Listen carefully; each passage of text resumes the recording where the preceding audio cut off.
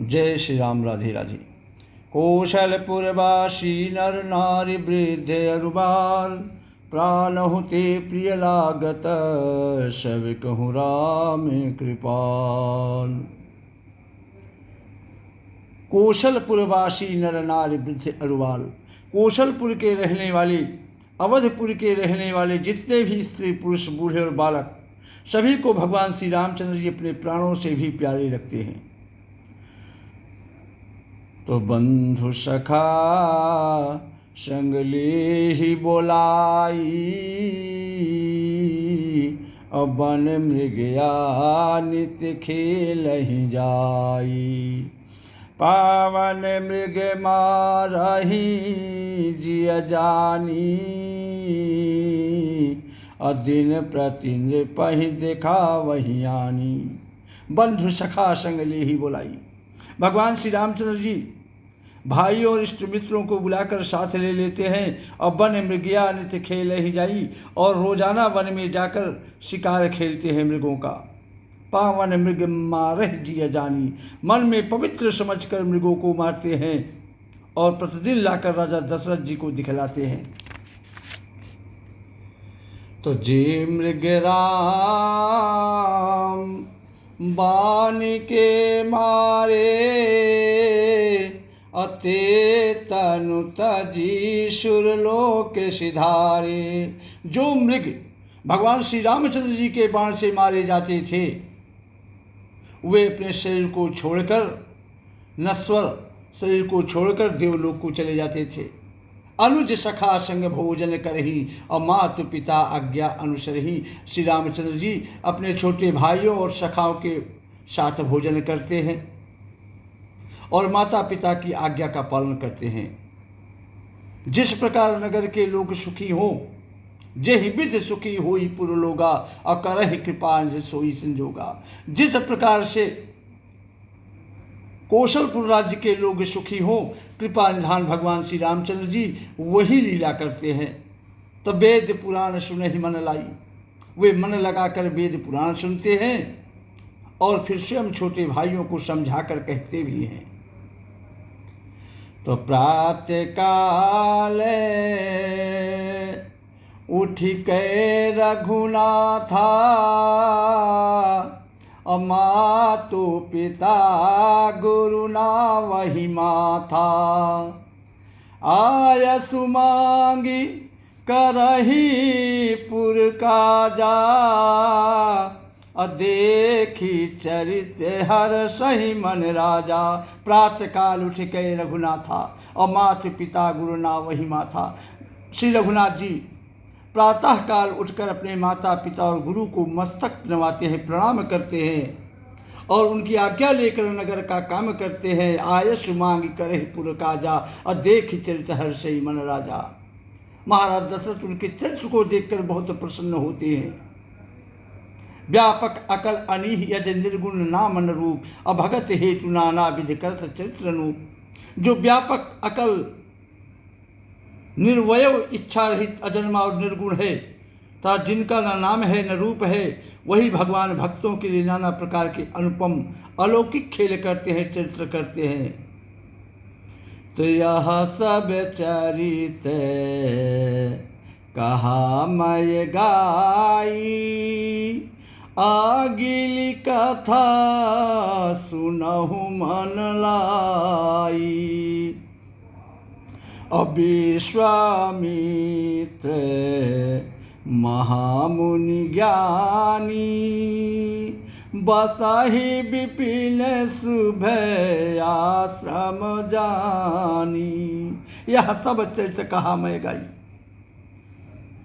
भगवान शिव कहते हैं, हे देवी पार्वती, यह सारा चरित्र मैंने तुमको गाकर बखान कर कहा दिया।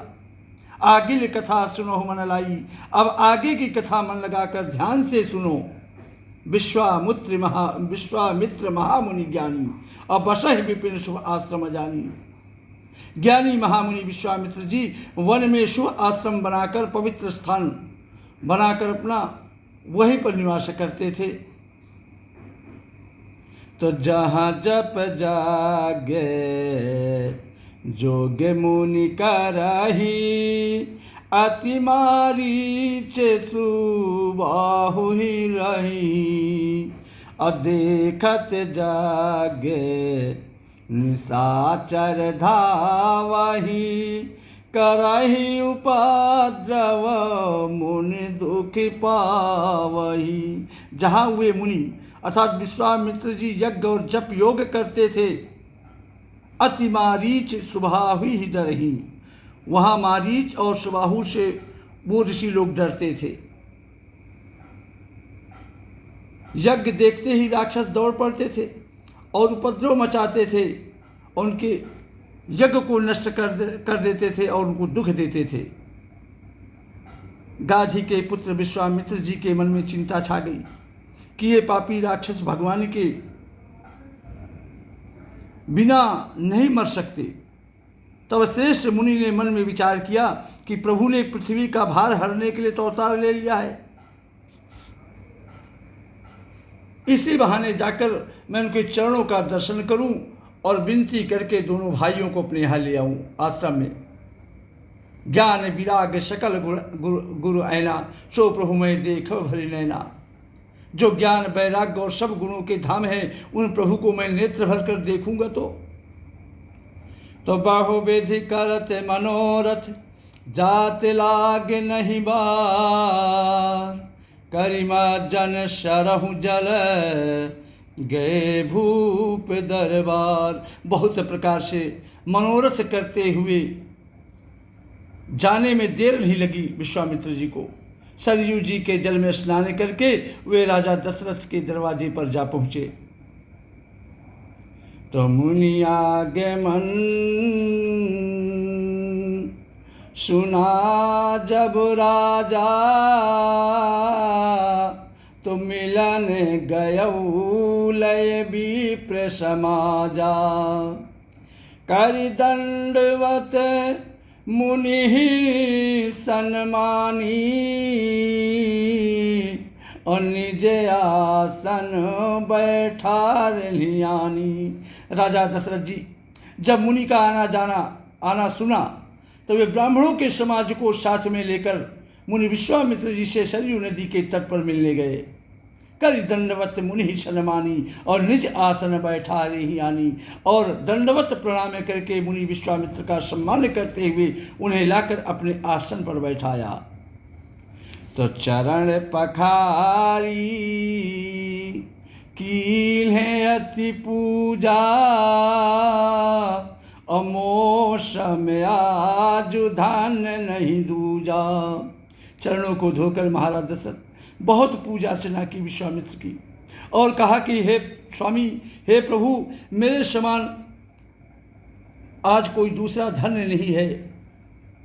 विविध भांति भोजन करवावा, अब मुनिवर हृदय हर्षति पावा। फिर अनेक प्रकार के भोजन करवाए, जिससे श्रेष्ठ मुनि ने अपने हृदय में बहुत ही हर्ष प्राप्त किया। फिर राजा ने चारों पुत्रों को मुनि के चरणों पर डाल दिया, उनसे प्रणाम करवाया। श्री रामचंद्र जी को देखकर मुनि विश्वामित्र अपनी देह की शुद्धि भूल गए।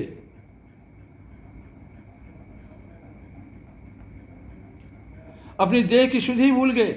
वे श्री राम जी के मुख की शोभा देखते ही ऐसे मग्न हो गए मानो चकोर पूर्ण चंद्रमा को देखकर लुहा गया हो। तब मन हर्ष बचन कहराऊ, अमुनि अस कृपा न कीन्हे रुकाऊ। कही कारण आगमन तुम्हारा, कहो सो करत न लाभो हुबारा। तब राजा ने मन में प्रसन्न होकर ये वचन कहे कि हे मुनि, इस प्रकार कृपा तो आपने कभी नहीं की। आज किस कारण से आपका शुभागमन हुआ, कहिए, मैं उसे पूरा करने में देर नहीं लगाऊंगा। तो असुर समूह, विश्वामित्र जी कहने लगे कि असुर समूह सतावहि मोही, अब मैं जाचन आयो नृप तोही। अनुज समेत देहु रघुनाथा, अनिश्चर बध में हो व्यसना था। विश्वामित्र जी कहने लगे कि हे राजन, राक्षसों के समूह मुझे बहुत सताते हैं हम लोगों को। इसीलिए मैं तुमसे कुछ मांगने आया हूँ। छोटे भाई सहित रघुनाथ जी को मुझे दे दो। राक्षसों के मारे जाने पर मैं सनाथ सुरक्षित हो जाऊंगा। श्री राम जय जय राम। श्री राम जय जय राम। जय श्री राम। राधे राधे।